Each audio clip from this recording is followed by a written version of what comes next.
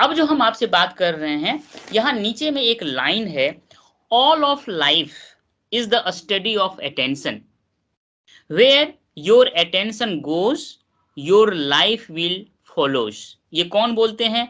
जिद्दू कृष्णमूर्ति। ये बहुत बड़े फिलोसफर हैं, स्कॉलर हैं। उनका कहना है all of life is the study of attention.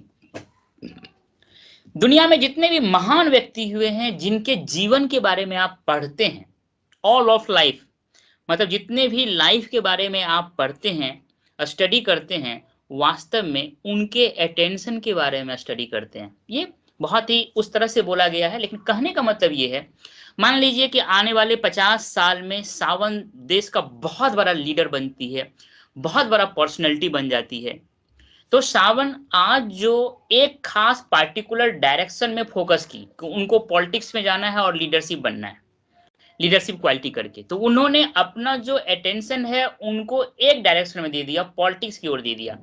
वो अपना जो डायरेक्शन अन्य क्षेत्र में हो सकता था, वहां से हटा करके किसी एक डायरेक्शन में वो अपने अटेंशन को लगा दिया। इसमें से जैसे आरती है, सौरभ है, आप लोग है, किसी को आईएएस बनना है, किसी को इंजीनियर बनना है, किसी को डॉक्टर बनना है, किसी को सोशल वर्कर बनना है, किसी को लॉयर बनना है। हर किसी ने अपना अपना फील्ड चुन करके अपने अटेंशन को एक डायरेक्शन में कर दिया, तभी वह बहुत ही सक्सेसफुल पीपल बन पाया। आप जो उनके सक्सेस के बारे में पढ़ते हो, वास्तव में उनका अटेंशन जो एक डायरेक्शन में गया है, उनके बारे में ही पढ़ते हो। ये बात समझ में आया? उनका एक डायरेक्शन में अटेंशन का होना ही उसे बहुत ही बड़ा सक्सेसफुल व्यक्ति बनाया है, और उसी सक्सेस के बारे में तो हम पढ़ते हैं। यही लाइन इसमें कहा है, all of life is the study of attention, where your attention goes your life follows. आपका अटेंशन अगर पॉलिटिक्स की ओर गया तो आप पॉलिटिशियन बनोगे, आपका अटेंशन अगर इंजीनियर की ओर गया तो आप बहुत अच्छे इंजीनियर बनोगे, आपका अटेंशन अगर लॉ की ओर गया तो बहुत अच्छा लॉयर बनोगे, आपका अटेंशन अगर बहुत बड़े इन्वायरमेंट मतलब आप बहुत ही पर्यावरणविद बनना चाहते हो, इन्वायरमेंट के प्रोटेक्शन को लेकर के काम करना चाहते हो, तो आप बहुत ही बड़ा पर्यावरणविद बनोगे। आपका अटेंशन बहुत बड़ा साइंस साइंस या रिसर्च की तरफ चला गया तो आप बहुत बड़े साइंटिस्ट बनोगे।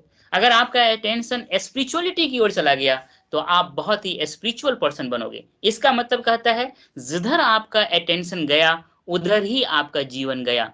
इसमें बहुत सुंदर एग्जाम्पल है विवेकानंद जी का। उनका अटेंशन स्पिरिचुअलिटी की ओर गया तो वो बहुत ही स्पिरिचुअल व्यक्ति बने। सावित्री बाई फुले समाज सुधारक बनी, जो लड़कियों का एजुकेशन होता है उनके लिए बहुत बड़ा काम की, तो उनका अटेंशन उधर गया तो वो उस तरह के व्यक्ति मतलब पर्सनैलिटी बन के उभरी। इसी तरह से ज्योतिबा फुले है, सुभाष चंद्र बोस है, बाबा साहब भीमराव अंबेडकर है। इन सब का जीवन के बारे में जो हम पढ़ते हैं, स्टडी करते हैं, वास्तव में उनका जो एक डायरेक्शन में उनका अटेंशन गया है, उस अटेंशन के कारण वो जो महान व्यक्ति बने हैं, उसी के कारण उनकी महानता के बारे में पढ़ते हैं। अर्थात जिधर उनका अटेंशन गया उधर ही उनका जीवन उसका फॉलो किया, उधर ही उनका जीवन उसके साथ चला। अटेंशन के साथ साथ, अटेंशन के पीछे पीछे ही उनका जीवन चलता है। ये कहानी, ये बात इस स्टेटमेंट में कहा गया है। ये बात क्लियर हुआ? उसके बाद जो मेन चीज है जो हम आगे कहना चाह रहे हैं, फोकस्ड अटेंशन। पहले मैंने बताया अटेंशन क्या होता है उस पिक्चर के द्वारा, उसके बाद मैंने बोला फोकस अटेंशन का मतलब क्या होता है, अटेंशन को जो आप नैरो डाउन करते हैं।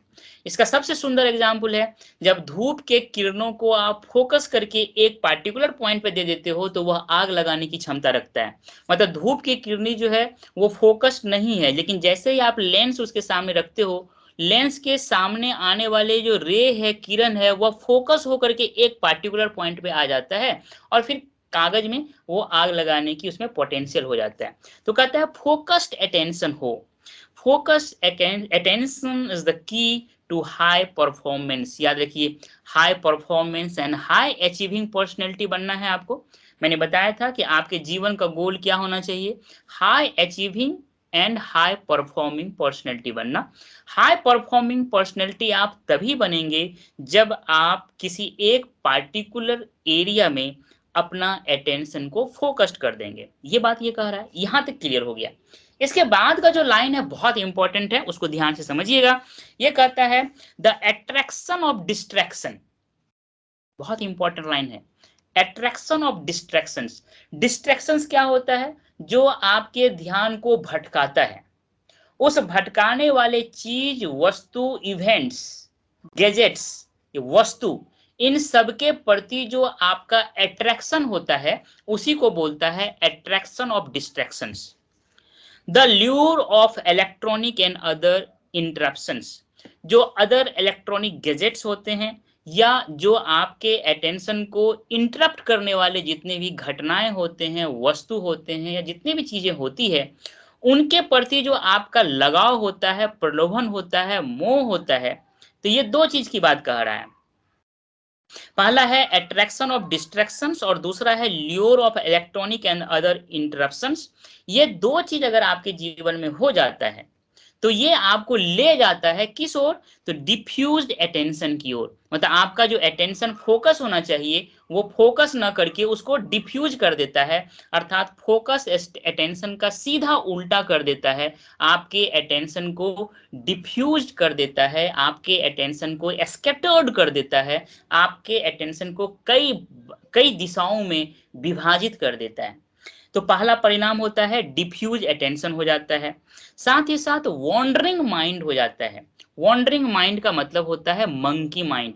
किसी एक चीज के पर आप कंसंट्रेट नहीं कर पाते हो। जैसे ही किसी एक चीज के बारे में आप कंसंट्रेट करने की कोशिश करते हो, वैसे ही आपका ब्रेन कहीं और भाग जाता है। कुछ देरों के बाद आपको पता नहीं चलता। जब आपको पता चलता है तो आपको लगता है अरे मैं तो पढ़ रही थी या पढ़ रहा था, लेकिन मेरा दिमाग तो कुछ और सोचने लगा। दैट्स थिंग, वो जो है वह कहलाता है वॉन्डरिंग माइंड या मंकी माइंड। तो मतलब पहला है डिफ्यूज अटेंशन हो गया, दूसरा है वॉन्डरिंग माइंड हो गया, और तीसरा है कि आपका लैक ऑफ फोकस हो जाता है। जो आपका फोकस होता है उसमें कमी हो जाता है, वहां पे लैकिंग हो जाता है, और अल्टीमेटली यह आपको अंडर अचीवमेंट की ओर ले जाता है। जितना आपको अचीवमेंट होना चाहिए उतना नहीं हो पाता है, उसी को अंडर अचीवमेंट कहते हैं। और लगातार अगर आपके जीवन में अंडर अचीवमेंट वाली प्रोसेस चलता रहा तो वह अल्टीमेटली आपको फेल्योर की ओर ले जाता है। तो ये जो यहां तक ये कह रहा है कि अगर आप फेल्योर हो रहे हैं, सक्सेसफुल नहीं हो रहे हैं, तो इसका मतलब है कि आप अंडर अचीवमेंट हो रहा है, आपका जो परफॉर्मेंस है वो अंडर अचीवमेंट की ओर है। और अगर अंडर अचीवमेंट है तो इसका मतलब ये है कि आपके अंदर लैक ऑफ फोकस है। और लैक ऑफ फोकस इसलिए है क्योंकि वॉन्डरिंग माइंड है, और वॉन्डरिंग माइंड इसलिए है क्योंकि आपका जो अटेंशन है वह डिफ्यूज्ड हो गया है, फोकस नहीं है। और यह जो चीज, जितना चीज बता रहा हूं, ये क्यों है? क्योंकि आपके साथ दो चीज हो रहा है। आपका इलेक्ट्रॉनिक गैजेट्स या अदर जो इंटरेक्शंस के कारण होते हैं उनके प्रति आपका लगाव है, और दूसरा जितने भी डिस्ट्रैक्शंस के कारण होते हैं उनके प्रति आपका अट्रैक्शंस है। ये टर्मिनोलॉजी को याद रखिएगा, अट्रैक्शन ऑफ डिस्ट्रैक्शंस। ये दो के कारण वो सारे परिणाम हुए। ऐसा अगर होता है तो आप अपने जीवन में हाई परफॉर्मेंस व्यक्ति नहीं बनते हैं, आप अपने जीवन में फेल्योर वाले व्यक्ति हो जाते हैं। यही बात यहाँ पे कहा गया है। इसमें थोड़ा सा और देख लेते हैं। कहते हैं जो करंट रिसर्च है वह प्रूव करता है कि अगर लगातार आपने ईमेल को, टेलीफोन को, उसमें जो कॉल आते हैं, उसमें जो मैसेज आते हैं, उनमें जो टेक्स्ट आते हैं, उनका जो मैसेज होता है उसका बोलते हैं इंस्टेंट मैसेज। उस मैसेज को जो आप रिस्पॉन्ड करते हो, उस मैसेज को जैसे ही आवाज आया और आप उसके प्रति अट्रैक्ट हो जाते हो, has negative effect on your brain. इसका आपके ब्रेन पे बहुत ही निगेटिव इफेक्ट पड़ता है। ये क्या करता है? Shortening your attention. जो आपका अटेंशन होता है उसको बहुत ही, अटेंशन का जो स्पैन होता है, ड्यूरेशन होता है, अगर आपने आधा घंटा तक किसी एक चीज पे फोकस करके अटेंटिव होकर के काम करना है तो वो आधा घंटा भी आप नहीं कर सकते, 10 मिनट भी आपके लिए अटेंशन लगाना बहुत ही टफ हो जाता है। मतलब जो अटेंशन का स्पेन है, अटेंशन का ड्यूरेशन है, उसको छोटा कर देता है, एंड मेकिंग इट डिफिकल्ट। और अटेंटिव होना आपके लिए बहुत ही डिफिकल्ट कर देता है। किसी एक चीज पे फोकस होकर के, अटेंटिव होकर के काम करना बहुत डिफिकल्ट हो जाता है, और उस काम को लंबे समय तक करना भी बहुत डिफिकल्ट हो जाता है। If it not possible for you to complete the task upon which your future and your success dependent. कहता है वह टास्क जिस पे कि आपका फ्यूचर और आपका सक्सेस डिपेंडेंट है, उसको आप कंप्लीट नहीं कर पाते हो, क्योंकि आप जो है कंटिन्यूअसली इस तरह के जो इलेक्ट्रॉनिक डिवाइसेस हैं, उस पे जो ईमेल हैं, उनका जो मैसेज आता है, व्हाट्सएप मैसेज का जो साउंड आता है, उसके प्रति जो आपका एक अट्रैक्शन होता है, उनके कारण आपका अटेंशन जो है, वो अटेंशन का जो ड्यूरेशन होता है, वो कम हो जाता है।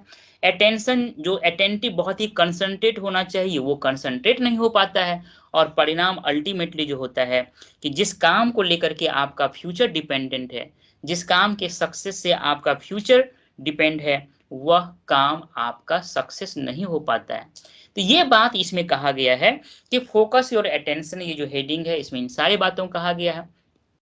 इसमें इस सारी चीज़ों को याद रखिएगा, अट्रैक्शन ऑफ डिस्ट्रैक्शंस याद रखिएगा, और lure of electronic and other interruptions याद रखिएगा। ये 2 चीज़, इसका परिणाम क्या होता है? डिफ्यूज अटेंशन होता है, वॉन्डरिंग माइंड होता है, लैक ऑफ फोकस होता है, और ultimately under achievement and failure होता है।